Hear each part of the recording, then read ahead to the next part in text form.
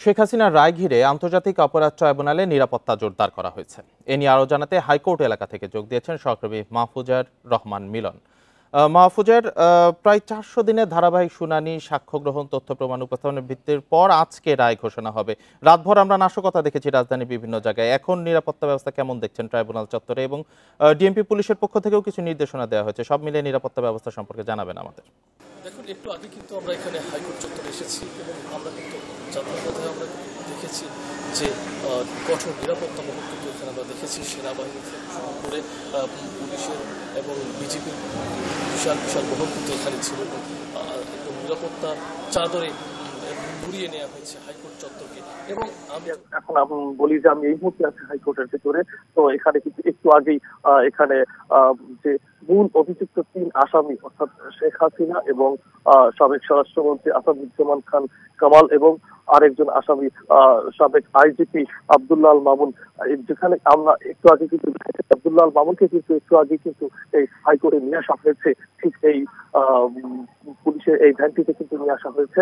আমরা এখন এই মুহূর্তে দেখাচ্ছি। তো আপনি যেমনটি বললেন যে নিরাপত্তার কথা বলা হচ্ছে, আসলে নিরাপত্তার ব্যাপারটি যদি বলি, আমরা দেখতে পাচ্ছি গত কয়েকদিন থেকেই কিন্তু এই রায়কে কেন্দ্র করে কিন্তু কার্যক্রম নিষিদ্ধ আওয়ামী লীগ কিন্তু তারা কিন্তু নানা ধরনের নাশকতা চালিয়ে যাচ্ছে। বিশেষ করে ককটেল বিস্ফোরণ এবং বিভিন্ন গাড়িবহরে তারা কিন্তু আগুন দিচ্ছে, এরকম ঘটনাগুলো ঘটছে। তো এক্ষেত্রে জনমনে একটি ভয় ভীতির সৃষ্টি করে আমরা দেখেছি যে কিভাবে এই রায়কে কিভাবে লঙ্ঘিত করা যায় সেই চেষ্টাটি হয়েছে।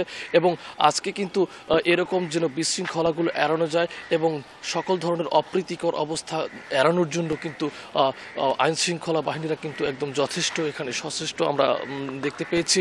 তো আপনি যেমনটি বললেন যে এখানে ডিএমপি থেকে আমরা গতকালই কিন্তু আমরা তথ্য পেয়েছি যে ডিএমপি থেকে পুলিশ সদস্য বাড়ানো হয়েছে নিরাপত্তার জন্য। এবং আমরা আরেকটু জানিয়ে রাখি যে গতকালই কিন্তু সুপ্রিম কোর্ট থেকে সেনাবাহিনীতে চিঠি পাঠানো হয়েছে, তারা যেন নিরাপত্তার স্বার্থে যেন সে অতিরিক্ত সেনাবাহিনী এখানে নিয়োগ দেয়। তো সেই প্রেক্ষিতে আজকে কিন্তু আমরা দেখতে পেয়েছি এখানে কিন্তু পুলিশ, বিজিবি, আনসারের সাথেই কিন্তু র্যাবের সাথে কিন্তু সেনাবাহিনীর বিশাল একটা অংশ কিন্তু এই আজকে হাইকোর্ট চত্বরে কিন্তু নিরাপত্তার কাজে নিয়োজিত রয়েছে।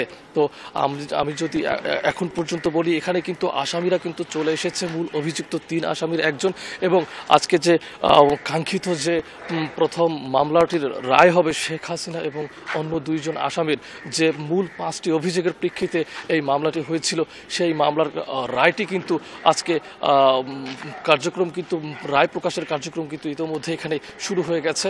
আমরা একটু আগে কিন্তু দেখেছি যে পুলিশের সাবেক আইজিপি আব্দুল্লাহ আল মামুনকে এখানে নিয়ে আসা হয়েছে। হাইকোর্টের ঠিক পেছনের এই গেটটি দিয়েই কিন্তু আমরা দেখেছি একটু আগে তাকে প্রবেশ করানো হয়েছে।